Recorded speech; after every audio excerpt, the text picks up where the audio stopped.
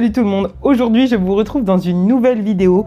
Il s'agit de mon bilan lecture du mois d'octobre ainsi que du book haul associé. C'est parti! Alors, avant de commencer à vous parler des livres que j'ai lus, je vous dis quand même que je vais passer très vite parce que vous avez eu droit à un très long vlog lecture au mois d'octobre et la plupart des choses que vous allez voir dans ce bilan lecture, vous les avez déjà vues en vlog où je développe bien plus. Donc, n'hésitez pas à aller mettre une pause ici et aller regarder le vlog si c'est pas déjà fait. Sinon, c'est parti!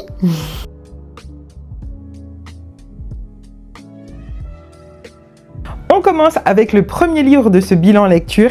Il s'agit de Les Aiguilles d'Or de Michael McDowell aux éditions Monsieur Toussaint Louverture. Et on est dans l'Amérique des années 1880. On va suivre plusieurs familles. Voilà. C'est souvent le cas avec McDowell, en tout cas. Pour tous les McDowell que j'ai lus, donc c'est-à-dire la saga Blackwater, Cathy et donc maintenant Les Aiguilles d'Or, on suit toujours des familles. On est toujours dans des sphères familiales ou une sphère familiale et Les Aiguilles d'Or ne dérobent pas. Je vous ai fait tout un vlog lecture où je vous en ai parlé, mais je vous refais vite fait le speech. Donc on est à New York dans les années 1880. Voilà. Les noirs ne sont pas acceptés, les femmes sont dénigrées, il y a énormément de mépris de classe, n'est-ce pas? Et on va suivre une femme et sa fille, cette femme qui est d'origine allemande et qui pratique l'avortement. Et une famille très bourgeoise qui a énormément de dédain pour ces gens pauvres de New York, dont un juge qui est particulièrement odieux. Bref, toujours avec McDowell, on est sur quelque chose qui s'approche de l'aurore, du body horror, comme très souvent. Il était incroyable, je l'ai aimé vraiment beaucoup. Pour moi, il est tout aussi bien que Blackwater ou que Cathy. Foncez pour McDowell. Je ne sais pas ce que vous attendez. C'est un des rares auteurs que je vous présente régulièrement en vidéo parce que je l'aime d'un amour infini. Changement d'ambiance. J'ai lu aussi Les Sorcières de Pendle de Stacey Hawles aux éditions Pocket. Parce que j'ai la version poche. Nous allons suivre Fleetwood, j'adore son prénom qui me fait tellement penser au groupe. On va suivre Fleetwood en Angleterre en 1660 et quelques, qui est une jeune femme issue de la bourgeoisie ou de la petite noblesse, je ne sais plus exactement, qui est enceinte et qui va faire appel à une sage-femme du village que gère un peu son mari. Et il va se passer énormément de choses car les hommes avaient peur du pouvoir des femmes, même à cette époque-là. Toujours aujourd'hui, il n'y a pas de spoiler là-dedans. Les mecs ont toujours peur de nous, de notre savoir, du fait qu'on porte la vie et qu'on est en réalité bien plus puissante qu'eux, n'est-ce pas? Bref, donc on va suivre Fleetwood et ma foi, j'ai bien aimé. C'était une lecture commune avec Carla et c'était vachement sympa et chouette. Je vous le recommande si vous cherchez des histoires de sorcières. On est sur un roman historique un petit peu. Et franchement, c'était pas mal. J'ai lu aussi au mois d'octobre L'étrange cas du Dr Jekyll et de Mr Hyde de Robert Louis Stevenson aux éditions Pavillon Poche Robert Laffont. Et c'était génial. C'est tout petit. C'est tout petit, mais ça vaut le coup d'être lu. On est là, pour moi, plus que dans de l'horrifique, du fantastique. On est juste sur comment, en tant qu'homme, on gère ces deux facettes qui font partie de nous, la lumière et l'ombre. Est-ce qu'on cède à nos pulsions, bêtement, et horriblement, j'ai envie de dire, ou est-ce qu'on garde le contrôle? Est-ce qu'il ne vaut pas mieux céder à certaines pulsions et maîtriser d'autres choses de sa vie? Bref, c'est bien plus puissant qu'il n'y paraît, juste comme ça, mais vraiment, oui pour l'étrange cas du Dr Jekyll et de Mr Hyde. Au mois d'octobre, j'ai aussi lu Les Dessous de la culotte de Laetitia Gillard, j'espère que ça se prononce comme ça, et Héloïse Gillard aussi, aux éditions Les Insolentes. Je l'ai reçu en service de presse et c'était génial. En fait, on va retracer l'histoire de la culotte. La culotte, le slip, le string, le boxer, bref, et c'était vraiment super sympa. C'est le genre de livre que j'adore parce que c'est facile à lire, facile à comprendre, c'est fun aussi à lire, ce genre d'essai vraiment hyper bien construit et drôle à lire, c'est pas uniquement sérieux, on apprend tout en s'amusant et moi j'ai adoré ça. Elles ont fait un travail, ce sont des sœurs, elles ont fait un travail incroyable, que ce soit à l'écriture du livre ou à l'illustration pour l'autre sœur.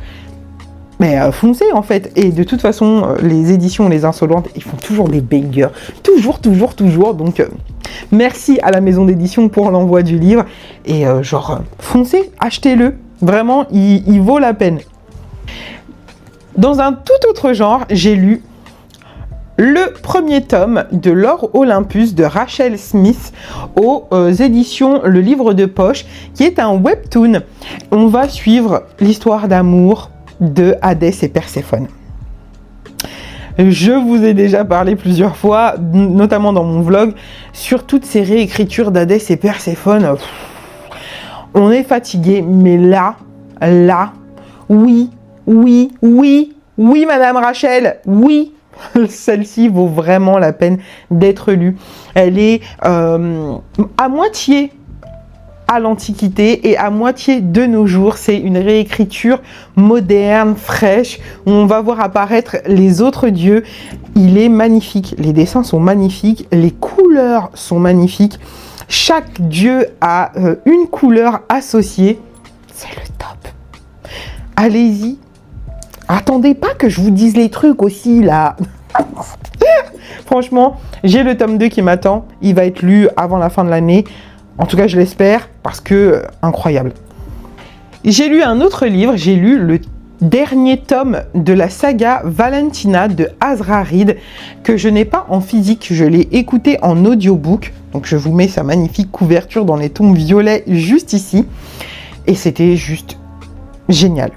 Une fin de saga au top, je suis trop contente d'avoir été jusqu'au bout, d'avoir aimé les personnages, d'avoir vraiment, c'était génial. Attention, je le dis ici, Valentina, c'est une dark romance, donc tous les trigger warnings vont être inscrits juste là, mais moi j'ai adoré, c'était génial, on était dans l'action, c'était, voilà, ça bougeait, j'ai aimé, voilà, je vais pas vous raconter ce qui se passe dans ce 4e tome, parce que ça n'a pas d'intérêt si vous n'avez pas lu au moins le premier, mais franchement, je trouve que c'est une dark romance qui vaut la peine et qui est pas... Alors oui, c'est dark, il y a de la violence, voilà. Ça pourrait être bien pire. J'ai lu bien pire et donc je trouve que en termes de dark romance, si vous avez peur, n'ayez pas trop peur de Valentina, vraiment. Mais je pense que pour se faire le meilleur avis, il faut lire au moins un tome pour voir ce qu'on en pense et goûter un peu ce que ça raconte. J'ai aussi lu Le Familier de Lee Bardugo aux éditions Sabran. Ou Sabran. Nous allons suivre Lucia, ou Lucia, je ne sais pas trop comment ça se prononce, dans le Madrid du XVIe siècle, si je dis pas de bêtises. Et Lucia est une bonne à tout faire, et en même temps Lucia a des pouvoirs magiques. Elle sait faire des choses, elle sait utiliser la magie. On pourrait dire que Lucia est une sorcière et elle va participer à...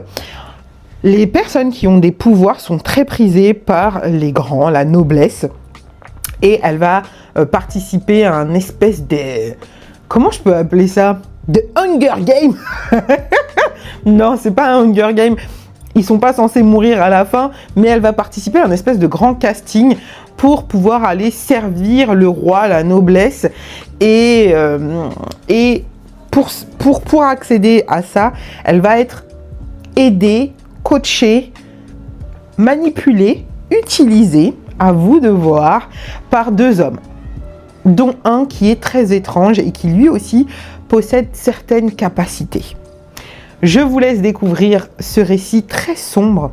Je le trouve à la limite du gothique. Il est vraiment très très joli. C'est très bien amené. C'est le premier livre de Leigh Bardugo que je lis. Je compte bien en lire beaucoup d'autres. On finit par the livre de ce bilan lecture, the livre de l'année, Babel de R.F. Kuang, aux éditions de Saxus. Je vous en ai parlé dans un vlog, je ne vais pas m'étaler, c'est un véritable coup de cœur, il était incroyable, je vous conseille de lire Babel. On va suivre Robin, qui est un petit garçon chinois, né à Canton au début du récit, qu'il devient vite un adolescent, puis un homme, et il va aller étudier à l'université d'Oxford en Angleterre. Il va étudier les langues, les traductions, notamment la traduction du chinois. Babel. Incroyable, incroyable, incroyable. J'en ai déjà parlé en long, en large, en travers. Je ne vais pas vous faire l'affront de le refaire si vous avez vu mon vlog, mais enfin... C'est un gros mot. Il faut le lire en fait. Il faut le lire. N'ayez pas peur. Moi, il me faisait très peur. Tout le monde... Il est accessible, ça se lit, voilà, ça demande un peu de concentration, ça demande d'être investi dans sa lecture, voilà, il faut le lire, il faut, allez-y s'il vous plaît, parce que elle mérite son succès, cette autrice, elle le mérite 1000 fois, non pas que les autres auteurs ou autrices ou auteuristes ne méritent pas leur succès, loin de là, mais putain, oui. Oui. Voilà, c'est tout pour ce bilan lecture. Restez, je vous fais mon petit book haul, même si la plupart des livres que vous allez voir là, vous les avez vus déjà dans le réel, mais quand je fais les choses, je vais jusqu'au bout, et comme c'est un format que je fais bilan / book haul, vous allez avoir droit à ce book haul, mais uniquement pour le mois d'octobre, parce que dans le réel, il y avait aussi les arrivées du mois de septembre, si je vous dis pas de bêtises, peut-être que je dis des bêtises. Voilà.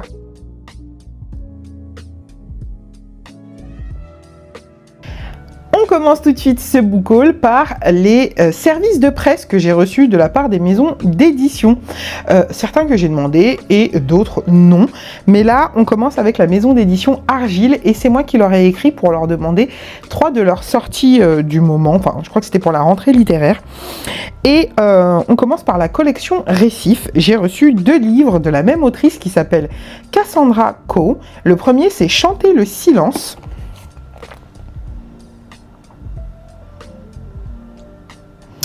On nous dit Deacon James est un bluesman hanté par sa musique et la mort de son père.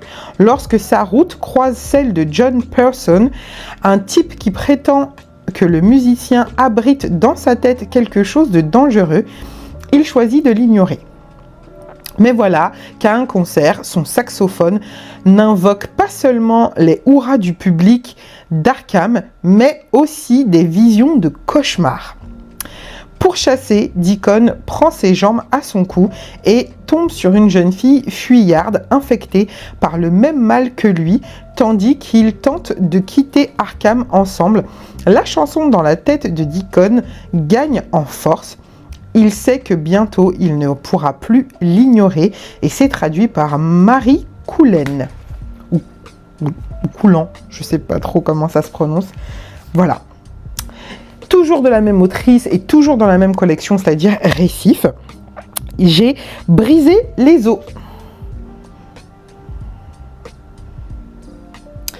Alors, on nous dit John Pearson est détective privé et son dernier job a tout du plan foireux. Un enfant de 11 ans l'a engagé pour tuer son beau-père, un certain McKinsey.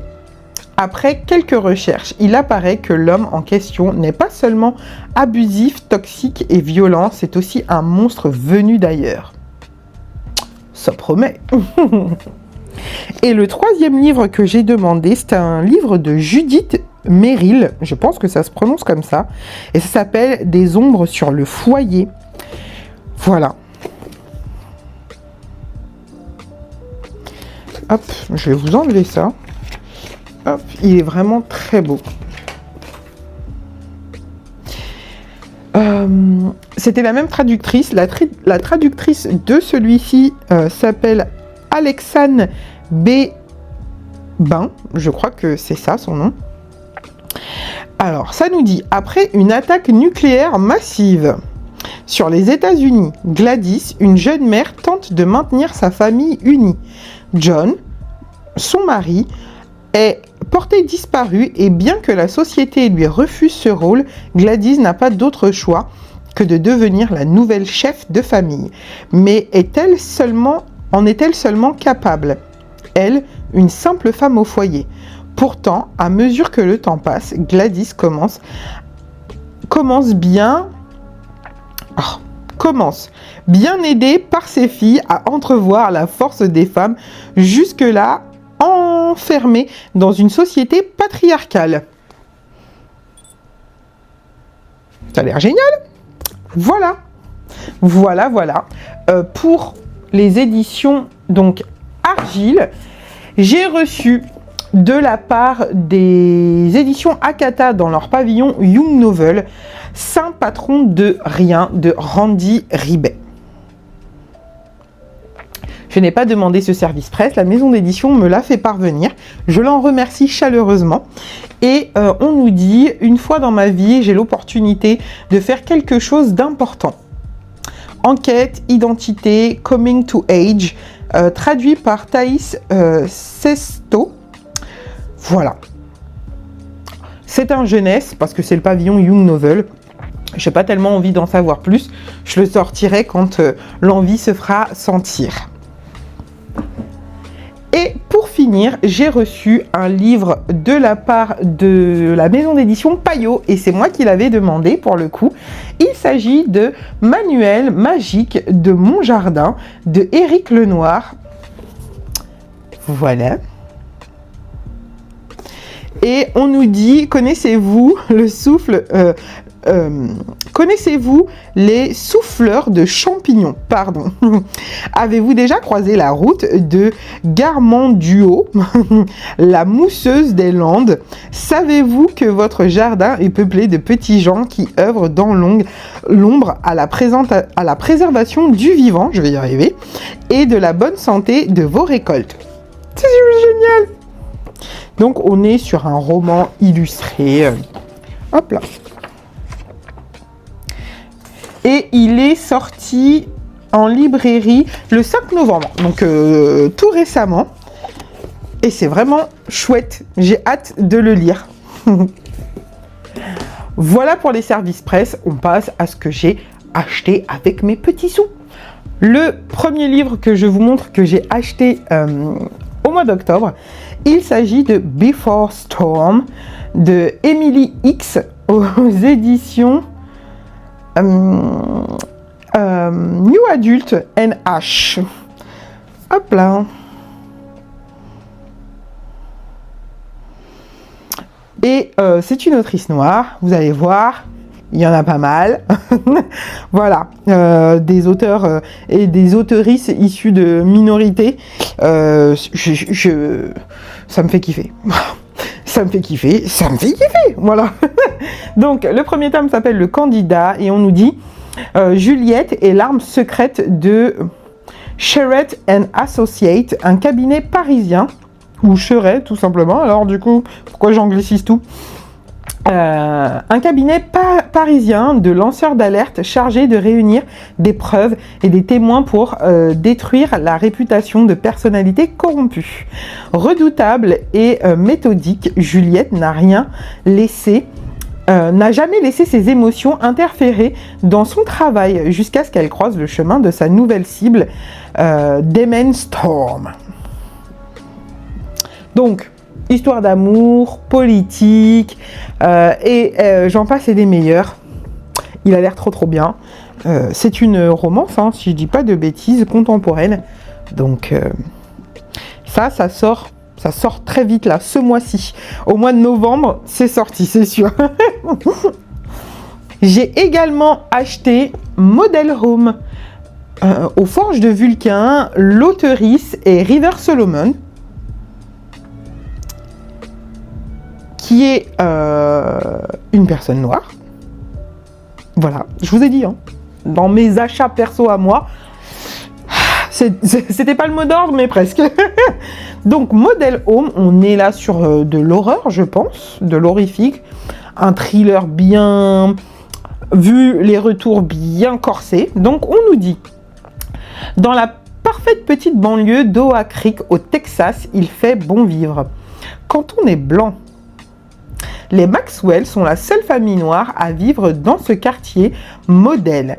À leur emménagement, ils ressentent très vite l'hostilité de leurs voisins, mais aussi celle de leur propre maison.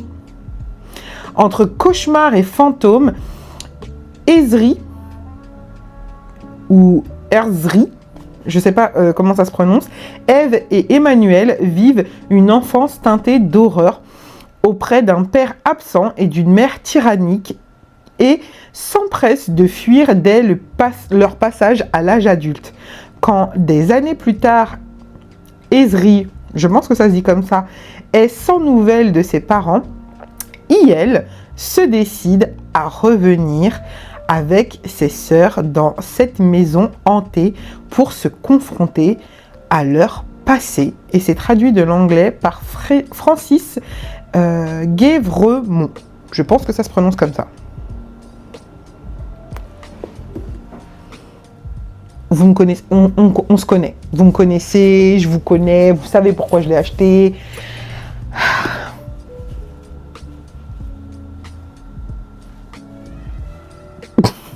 Je suis insupportable, insupportable.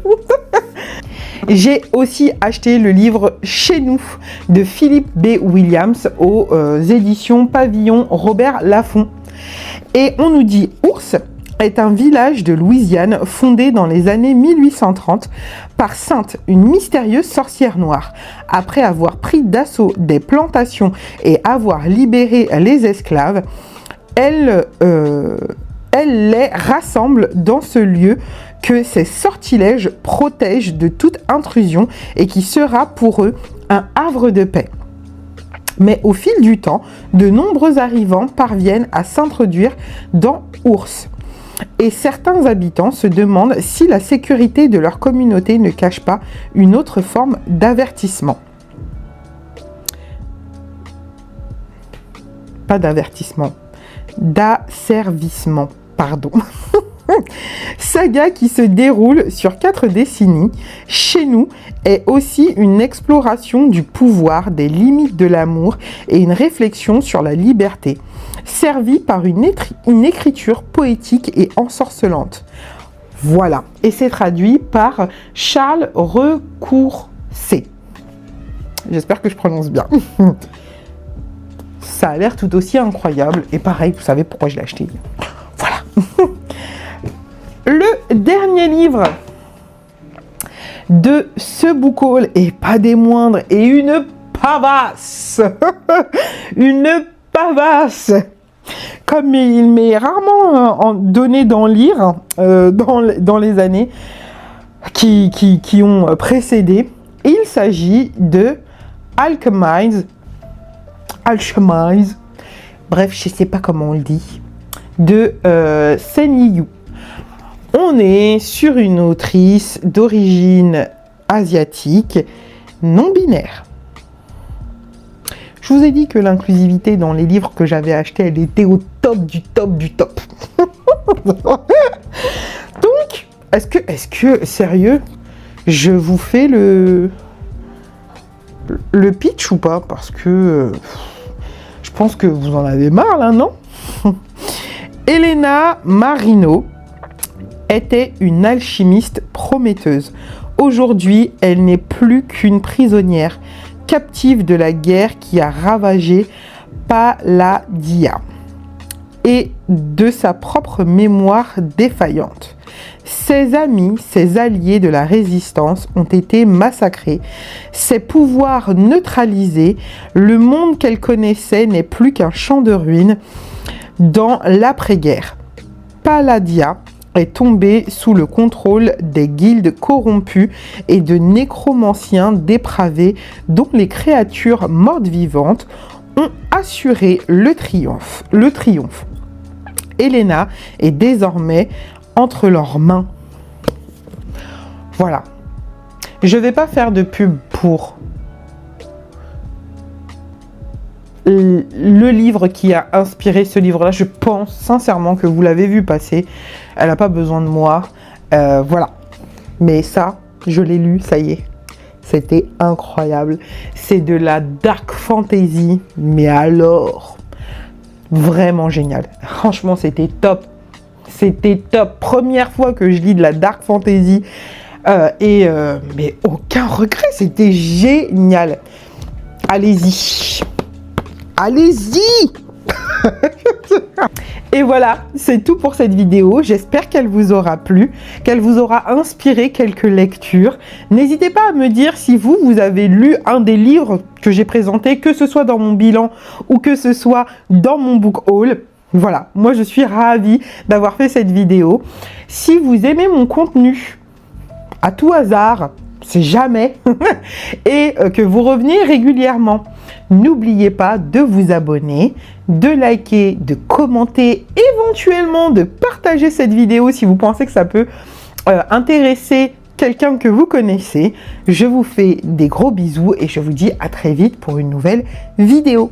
Mouah.